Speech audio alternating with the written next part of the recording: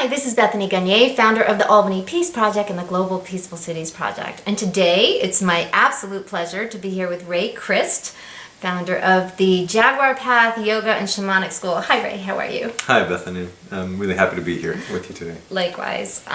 So Ray, tell us about your shamanic school. Well, the Jaguar Path is, like you said, it's a combination, it's a school of yoga and shamanism. The Jaguar Path is a Yoga Alliance certified school. So people that come to the training at the end of the 9-weekend and the week-long training, they receive a yoga teacher certificate. But at the same time, what is really special and different with our yoga teacher training is that parallel to learning how to teach yoga, you're learning shamanic tools. You learn 20 shamanic tools, so in essence it's a double certificate program. You become a yoga teacher and a certified shaman healer.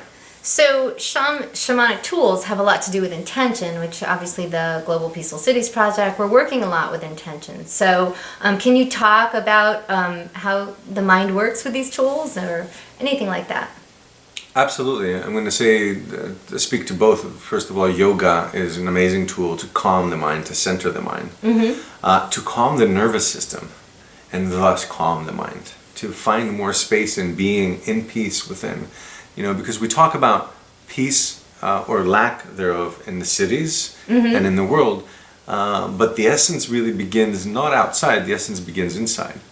So both yogis and shamans alike see that what we're seeing in the world, the wars, all the upheaval, is essentially beginning in the inside. So if we have internal conflict in each one of us, have you ever felt internal conflict? Oh, maybe once or twice. Yeah, so that internal conflict that we may all feel, that can be sometimes coming up from the different views of the world my heart has or my mind has, that internal conflict inside is mirrored in the world outside. So if I'm having internal conflict with myself outside, it's going to be definitely something I'm going to see outside.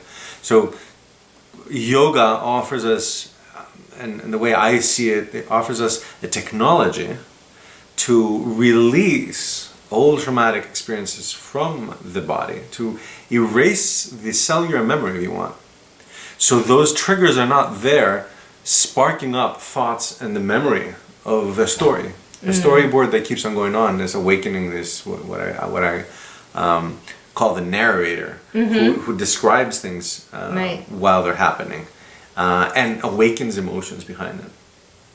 So both yogis and shamans alike, seeing the world as a matrix of energy, offer tools for us to, again, erase the cellular memory from trauma, clarify the nervous system, and iron out, if you want, ease the whole motor system of the body, the nervous system of the body. Open and allow for energy to run clearly through the meridians, what we call it in yoga the nadis, thus offering an internal state of peace, a physical internal state of peace, before we go to the mental. So once my mind is living in a peaceful body, then it's so much less likely to be triggered, to have internal conflict and have thoughts upon thoughts that trigger emotions and go into this whirl of energy, going back and forth from emotion to thought. But rather having a peaceful body, my mind is peaceful, and I can find myself in a more peaceful personal life. Right. So, and you teach a lot of this at the Jaguar Path, obviously, or yoga in general. And certainly have shown that focusing the mind actually quiets that inner critic, that inner narrator. So, and that's what we do with intention, right? We're focusing the mind and to help with healing, correct? Absolutely. Yeah. Absolutely. When the mind is calm, the whole conversation in the subconscious, when that calms and there's not all that chatter in the background, the neural pathways firing in the back brain and the unconscious are now quietening down, so they're not stimulating the pituitary gland to go into all sorts of emotions. They're not stimulating the amygdala to take me into fight or flight. Essentially what happens, talking about getting cities to be peaceful, is that first we need to be the change we want to see in the world, right?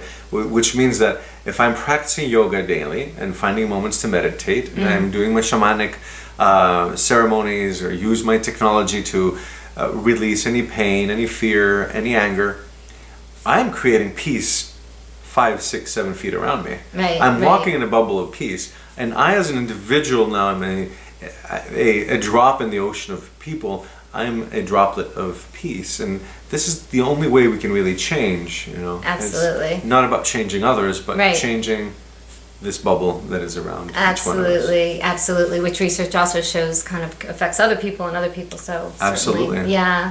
So thank you so much for your time today. You're going to be leading us in a meditation, correct? Absolutely. All right, excellent. Thank you so much. Thank you, Bethany. It's All right. always a pleasure.